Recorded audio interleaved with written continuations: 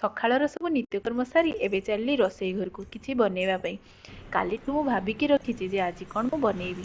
2-3 ଦିନ ତଳେ ମାର୍କେଟ ଯାଇଥିଲି, କିଛି ଗ୍ରୋସରୀ ନେଇକି ଆସିଥିଲି। ଚୁଡ଼ା ପ୍ୟାକେଟଟା ଉପରେ ରହିଥିଲା।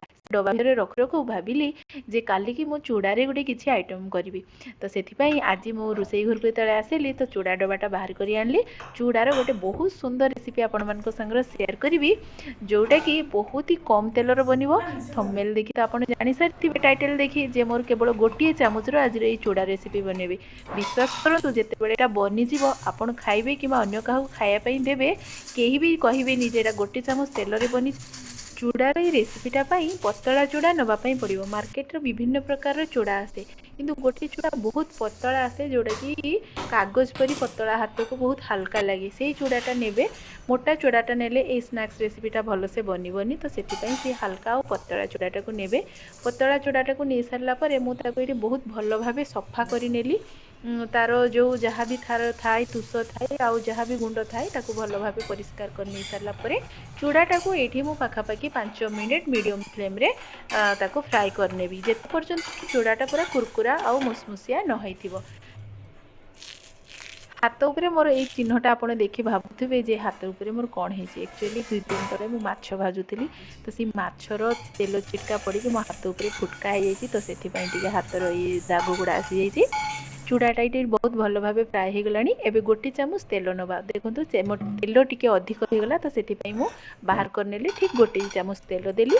ଏବେ ତେଲରେ ଚିନାବାଦାମ କିଛି ପକାଇଦେବା। ତାପରେ ମୁଁ କିଛି ଆଲମଣ୍ଡ ପକାଇଦେବି, ଆଉ ହେଉଛି ଭୃଷଙ୍ଗ ପତ୍ର। ଏଇ 3ଟା ଜିନିଷ ଟିକେ ଅଧିକ ଟାଇମ୍ ଲାଗିବ ଫ୍ରାଏ କରିବା ପାଇଁ। ସେଥିପାଇଁ ଏଇଟା ପାଖାପାଖି 3 ମିନିଟ୍ରୁ 4 ମିନିଟ୍ ଫ୍ରାଏ କଲେ ଲୋ ଫ୍ଲେମ୍ରେ ଆମର ଏଇଟା କୁରକୁରା ହେଇଯିବ। ଏଇଟା ହେଇସାରିଲା ପରେ ମୁଁ ଏଥିରେ ଆଡ଼୍ କରିବି କାଜୁ, କିସମିସ୍। ତାପରେ ସେ ସବୁକୁ ମିଶାଇକି ଆଉ ଟିକେ ଭଲ ଭାବେ ଫ୍ରାଏ କରିବି, ଯେତେ ପର୍ଯ୍ୟନ୍ତ ସବୁ ଜିନିଷଟା ଭଲ ଭାବେ କ୍ରିସ୍ପି ନ ହେଇଯିବ।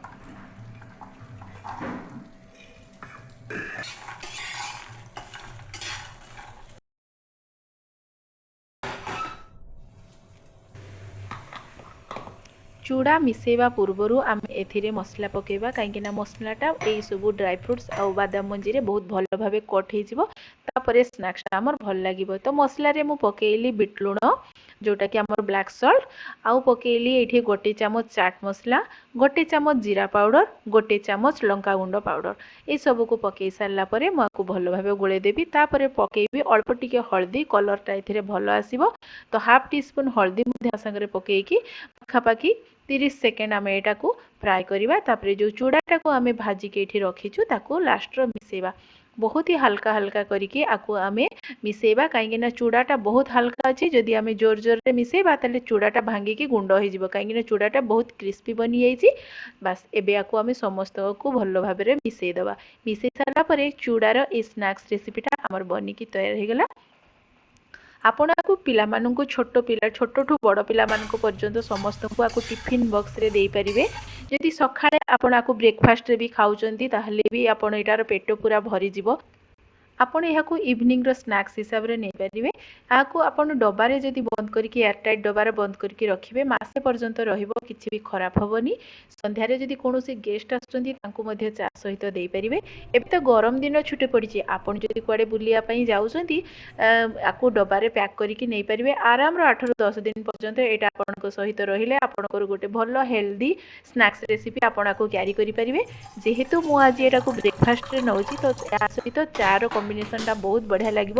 ତ ସେଥିପାଇଁ ମୁଁ ଆଜି ଗୋଟେ ମସଲାଦାର କ୍ଷୀରର ଚା ବନେଇବି, ଯେଉଁଟାକି ଏଇ ଚୁଡ଼ା ରେସିପି ସହିତ ଖାଇବାକୁ ବହୁତ ବଢ଼ିଆ ଲାଗିବ। ଆଜିର ଏଇ ମସଲା ଚାଟା ମୁଁ ଗୁଡ଼ ପାଉଡ଼ରରେ ବନେଇବି। ବେଳେବେଳେ ଜଣେ ଜଣେ କହନ୍ତି ଯେ ଗୁଡ଼ ପକେଇଲେ ଚାଟା ଫାଟିଯାଏ, କିନ୍ତୁ ଆଜି ଆପଣ ଏଇ ଚାଟା ଦେଖନ୍ତୁ, ମୁଁ ଗୁଡ଼ ପାଉଡ଼ରରେ ଚା ବନେଇବି, କିନ୍ତୁ ଚାଟା ବିଲକୁଲ ବି ଫାଟିବନି। ସବୁଠୁ ପ୍ରଥମେ ପାଣିରେ ଅଦା, ଗୋଲମରିଚ, ଯେଉଁ ଚା ପତି ସବୁ ପକେଇକି ଟିକେ ଫୁଟେଇଲି। ତାପରେ କ୍ଷୀର ଦେଇଦେଲି। କ୍ଷୀରଟା ଭଲ ଭାବେ ଫୁଟିବ। ଚାଟା ଆମେ ଯେତେ ପର୍ଯ୍ୟନ୍ତ ଫୁଟଉ, କମ୍ ସେ କମ୍ 5 ମିନିଟ୍ ପର୍ଯ୍ୟନ୍ତ ଗାଜି ଚାଟାକୁ ଆମେ ଫୁଟେଇବା।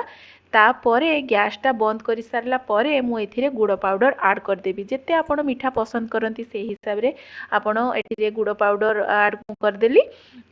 ତ ବାସ୍, ଏବେ ଆମର ଗରମା ଗରମ ଚା ବନିକି ରେଡ଼ି ହେଇଗଲା। ସକାଳୁ ସକାଳୁ ବ୍ରେକଫାଷ୍ଟରେ ଆଜି ଚୁଡ଼ାର ଏଇ ସ୍ନାକ୍ସ ରେସିପି ସହିତ ଗରମା ଗରମ ଚା ସର୍ଭ, ଆପଣ ଏମିତି ଆପଣଙ୍କ ପରିବାରକୁ ସର୍ଭ କରିଦିଅନ୍ତୁ। ନିଶ୍ଚିତ ପିଲାଠୁ ବଡ଼ ସମସ୍ତେ ଏଇ ଚୁଡ଼ାର ରେସିପି ମାଗି ମାଗି ଖାଇବେ। ଯେତେ ଖାଇଲେ ବି पेट तो भरीजिव किंतु मन भरबनी। पुणी देखा आउ गोटे नुआ रेसिपी सहित आउ गोटे नुआ भिडियो रे। सेतेबेले पर्यंत रहुछि बाय बाय नमस्कार।